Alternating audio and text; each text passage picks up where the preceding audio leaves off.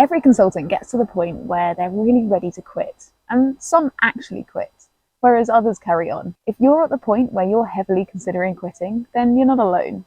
And if you do stay, it won't even be the last time you feel like this either. There are lots of reasons that quitting can be the right decision for you and for your firm. But there are also 10 key reasons that you might be considering quitting that are just the wrong reasons to quit.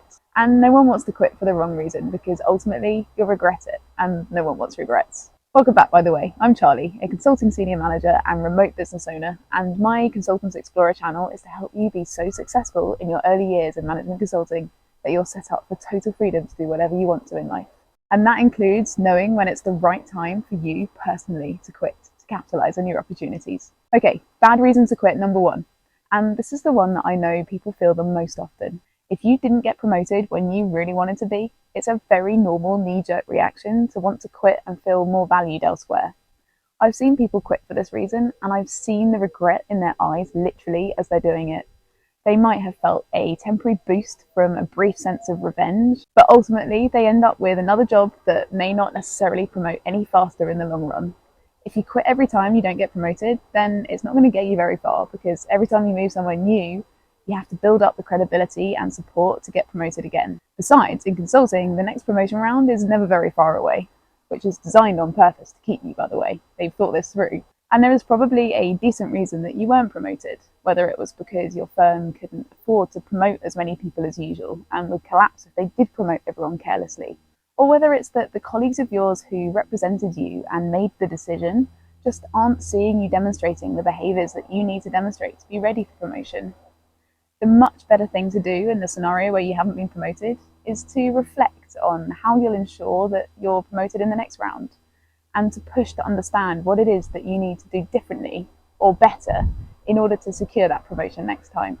If anything, it'll be a short-term setback of a few months to a year or so, but in the long term, you'll continue up the career elevator much faster in consulting than anywhere else. So if you're still considering quitting because you didn't get promoted, then tell me why in the comments, because I just really want to make sure that you're making the right decision. Okay, bad reason number two.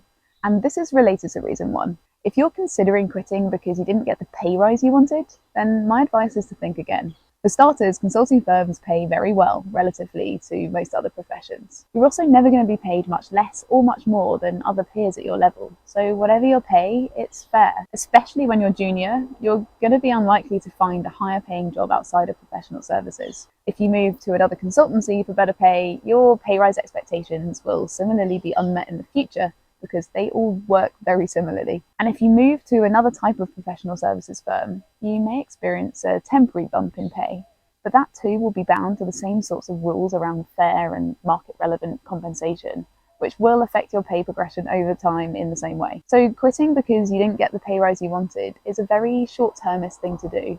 And for that reason, you'll end up regretting it in all the same ways as with quitting for not being promoted.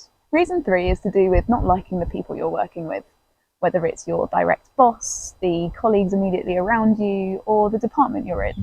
That alone is not a good reason to quit. It is really important to enjoy working with the people you spend every day with, because it can have a huge impact on your mental health if you really don't like those people. But there are so many alternative people you can work with within your firm as a primary resolution to this issue before you consider quitting. If it's your boss you don't like, then it's relatively easy to change that. Just move projects. And moving projects will change the colleagues immediately around you too. And if it's your whole department you're not keen on, then there are also many other departments that you could move to pretty seamlessly without having to throw everything in the air for yourself by quitting and looking for a new job. I've actually seen people move departments relatively frequently in my time in consulting. And obviously you'll change projects regularly, naturally anyway. So hang on in there. That brings us to reason four. Some people get to the point of desperately wanting to quit because they hate their current projects so much. And I say some people, honestly, most people experience this at some point in their consulting career. Some projects just get really, really hard, and you're expected to knuckle down and continue on with it. It's often a symptom of poor management, or of very high client expectations, or of elements that are just outside of your firm's control. But the thing to always bear in mind here is that projects are temporary. They always end. So there will always be a light at the end of the tunnel, no matter how long the tunnel is. And if it really does get too bad, it's okay to raise your hand and ask to move to another project. There are ways to find replacements to enable you to move projects early if you really need to. Reason 5 is actually sometimes a reaction to being on a really bad project too. Sometimes consultants get to the point where they just want time off work.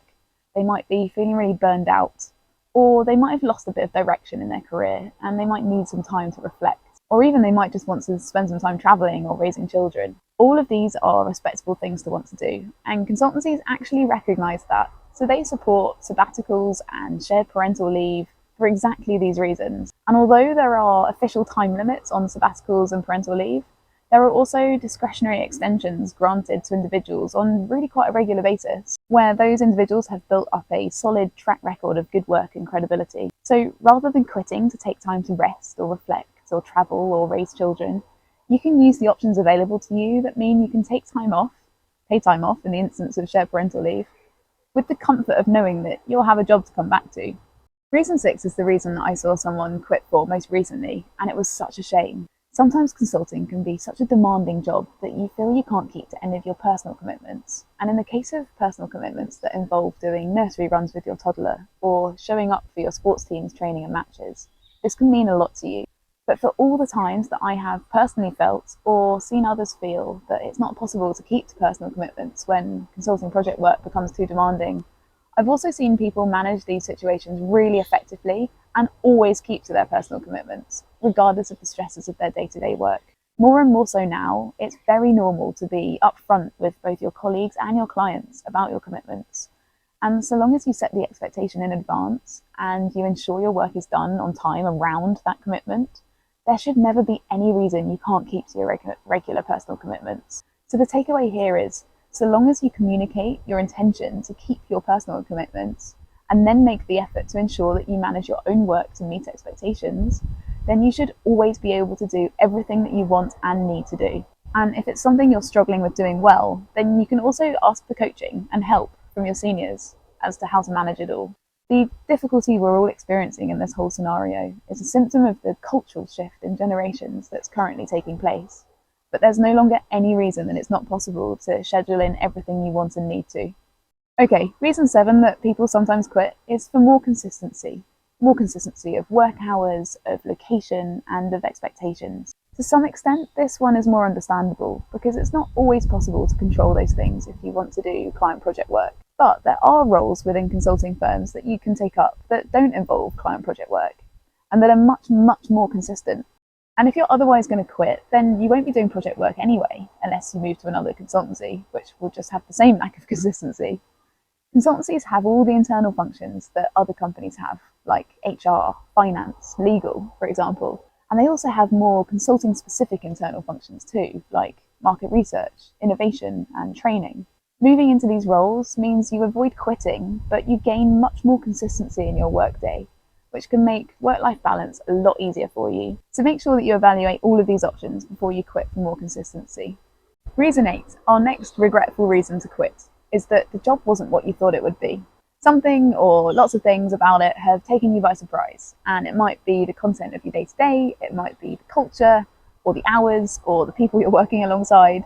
Whatever it is that really a reason to quit? Some of these things it's hard to know before you join, granted. But if they're the reason you're leaving, then how will you know that your next job will be any better? And anything you do know will be better. Why didn't you ensure that you knew what it would be like in consulting before you joined? If the reason you're quitting is that you didn't look into the job enough to really understand what it was all about before you took the job, then my advice is to think hard about leaving for another job. Because do you really know what it is that you're moving to? Or will the same thing happen again? Reason 9 might be the reason that I saw people quit the most frequently. And it's not necessarily regretful in all instances. Quitting because you got a job at another consultancy. This is often one of the easiest ways to quit, because if you work at a major consulting firm, most other consultancies, including the other big ones, want to hire you. And an offer from another consulting firm can be really attractive, usually because it includes an immediate promotion and pay rise. But as per bad reasons 1 and 2, the advantage of this wanes very quickly. Your career level may be temporarily boosted, but you won't be promoted to the next level up until you're genuinely ready. And your level of pay will end up the same in the long run, because the new consulting firm will ensure that you stay within the right pay bracket for your career level. The only times I've seen people make the right decision to quit to take a job at another consultancy is when there are better leadership opportunities there, or when the culture or people are different enough to work much better for your fundamental personality and values. So if you're going to quit for this reason, do it in the right circumstances. Reason 10 is that you have itchy feet.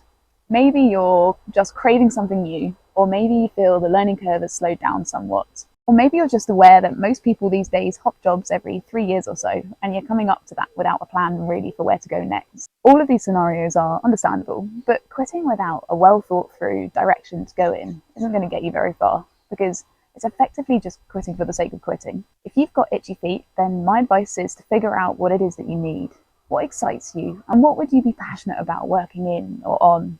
Until you've got something tangible to pursue, don't quit for the sake of quitting. And it might even be that when you figure out what it is that you want or need, or are excited and passionate about, it's much more powerful to actually pursue it from within your consulting firm than on the outside. Food for thought. So are you still considering quitting now that you know the 10 bad reasons to quit? What are your reasons for quitting?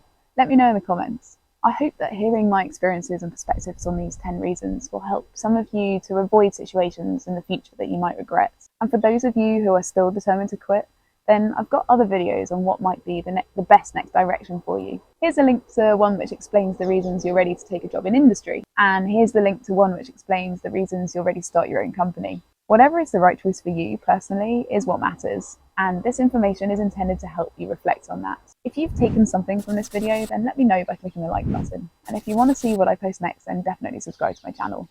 Social media links are below if you'd like those, and if you have any questions or comments, then use the comment section here and I'll do my best to answer absolutely everything. In the meantime, thank you so much for listening. I hope you have a great day, and I wish you all the best with your exploring.